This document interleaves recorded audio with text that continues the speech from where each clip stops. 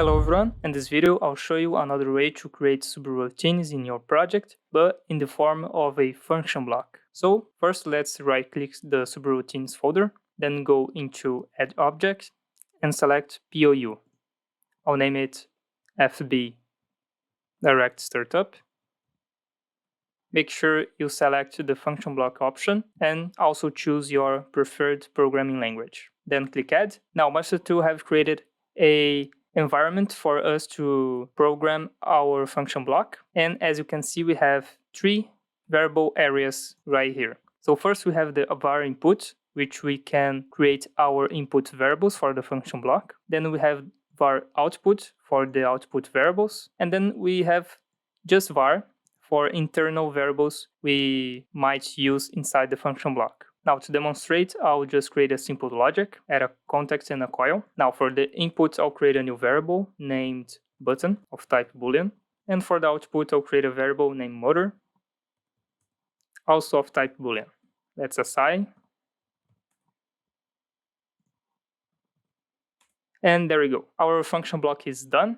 Now to use inside user PRG, let's create a new network. Then go to the toolbox under POUs. Then select, click, and drag our function block to our new network. Okay, and I'll keep it enabled.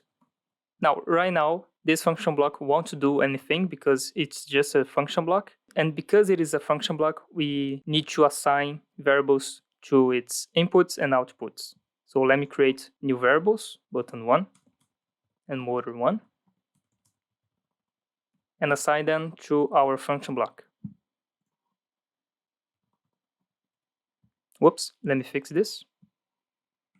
Okay, now we can test it. Press the login button. Yes.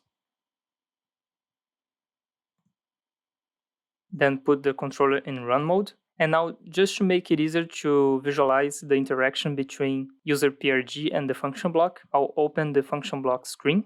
Then click the function block screen tab, drag to this icon, and release. This way I can split the screen and I can visualize both user PRG and the direct startup function block. Now, if I change this variable state, you can see that inside the function block, it will also change the variable button and the variable motor. And that's how you create and use your own function blocks in Master2. That's it for today's video, and I see you on the next one.